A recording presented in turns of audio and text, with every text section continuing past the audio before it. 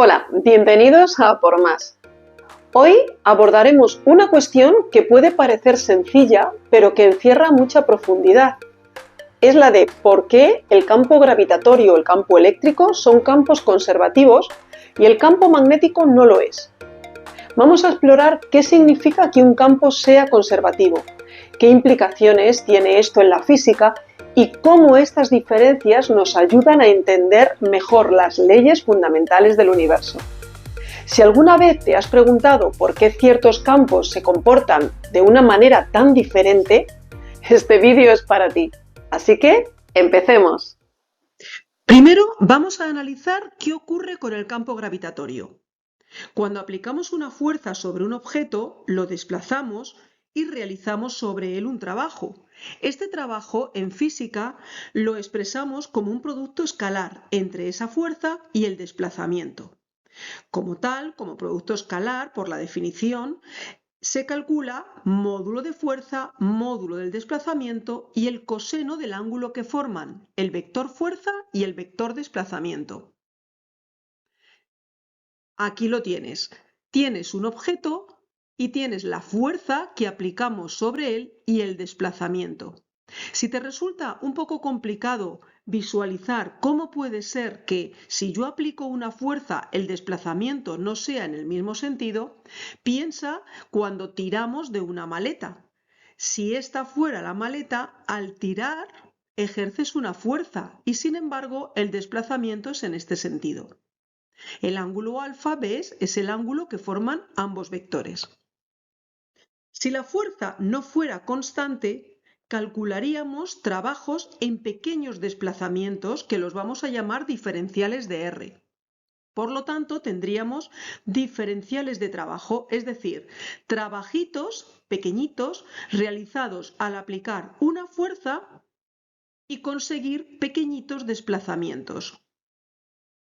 Por lo tanto, si quiero calcular el trabajo, lo voy a tener que integrar desde el punto A, que es el comienzo de ese desplazamiento, hasta el punto B, donde termina el desplazamiento del objeto sobre el que aplico la fuerza. Por tanto, si integro en esta parte de la igualdad y obtengo esto, también tengo que integrar en esta otra parte. Entonces, ¿qué va a ocurrir? Sustituyo la fuerza por la gravitatoria. Es la fuerza propia de la ley de Newton. Ponemos aquí el negativo. Esto indicaba que es una fuerza atractiva, si recordáis. Y entonces las masas y la constante universal sale de la integral porque son constantes. Tan solo dejo r cuadrado, que lo pongo como r elevado a menos 2 porque estaba en el denominador y ahora pasa al numerador. Y lo dejo porque estoy integrando en esa variable. Una vez que hago esta integral, me queda r elevado a menos 1. Por eso veis aquí que pongo gmm partido por r. Y lo integro desde a hasta b. Ahora, como una integral definida, cualquiera, tengo que particularizar esa expresión en b y le resto la misma expresión en a. Por lo tanto, el trabajo que realizamos al cambiar de posición un objeto solo va a depender de la posición final y de la posición inicial. Por lo tanto, va a dar igual la trayectoria. Claro, esto hace que no te cuadre, vamos, que te explota la cabeza. Y efectivamente, porque eso no lo vemos en la realidad, ya que nosotros vivimos con fuerzas disipativas, es decir, la fuerza de rozamiento. Esto ocurriría si no tuviéramos fuerza de rozamiento en nuestro campo gravitatorio. Vamos a realizar los mismos cálculos para el campo eléctrico y vamos a ver que los resultados son semejantes.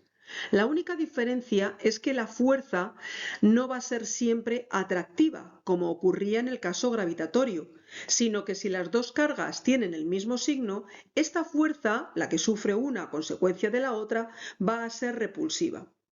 De todas formas, partimos de la misma definición. El trabajo es la integral del producto escalar de la fuerza que sufre una carga por culpa de la otra por el desplazamiento ocasionado por esa fuerza.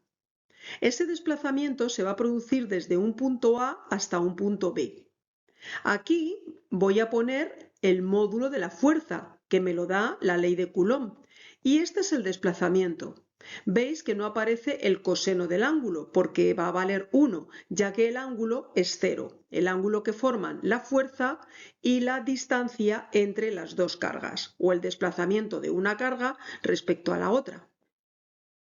Ahora, todo lo que es constante sale de la integral, y como en el caso del campo gravitatorio me va a quedar r elevado a menos 2.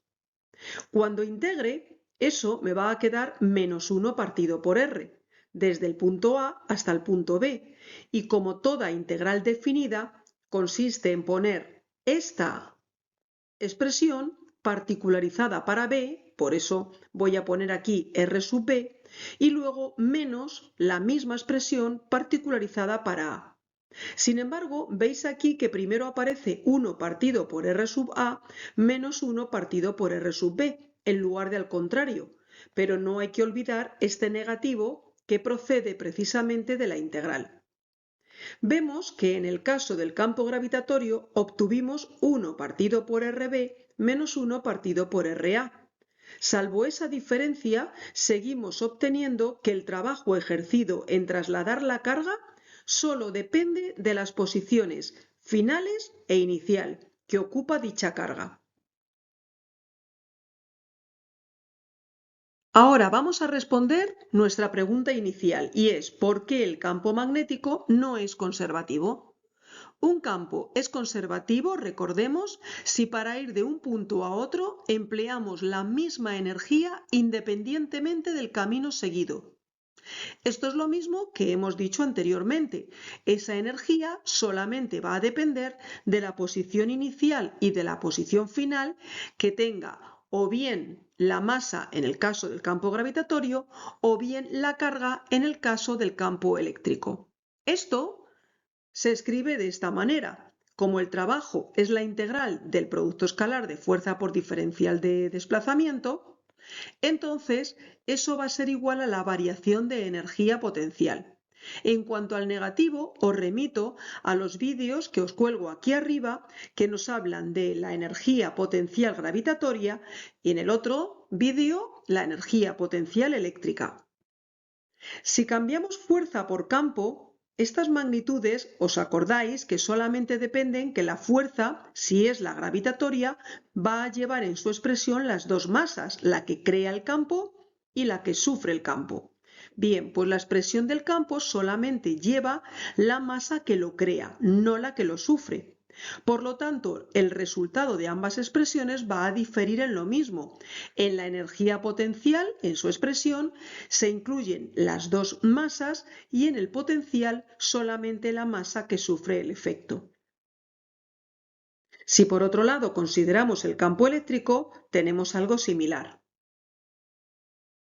Si resulta que el camino es un camino cerrado como indica este círculo colocado encima de la integral, vamos a tener que ambas integrales, tanto en el caso gravitatorio como en el caso eléctrico, nos va a dar 0.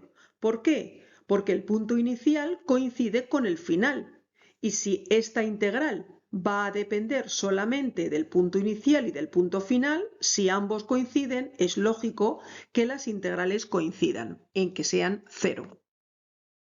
¿Qué ocurre en el campo magnético? En el campo magnético tenemos que la integral del producto escalar del campo por el diferencial de desplazamiento o de longitud es igual a la permeabilidad por la suma de corrientes que atraviesan la superficie circunscrita en este camino. Por lo tanto, vamos a tener que, si partimos de una corriente, por ejemplo como esta, ascendente, y nos movemos desde un punto A hasta un punto B, que van a ser el mismo, como veis aquí, si partimos de A y llegamos a B, pero que coinciden, entonces esa integral va a ser igual a la permeabilidad por la corriente, es decir, es distinta de 0, porque la corriente que hay dentro de la superficie que está inscrita en este camino vale I. Por lo tanto, mu por I es distinto de 0.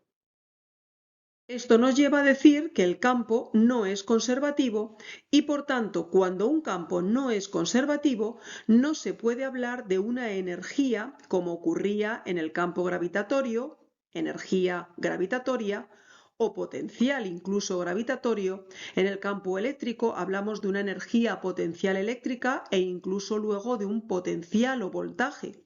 En este caso, no existe la figura o la magnitud de potencial magnético o energía magnética. Y con esto terminamos por hoy, aclarando por qué la gravedad sigue las reglas conservativas mientras que el magnetismo toma su propio camino. Así que solo me falta darte las gracias por acompañarme en este viaje lleno de física y curiosidad.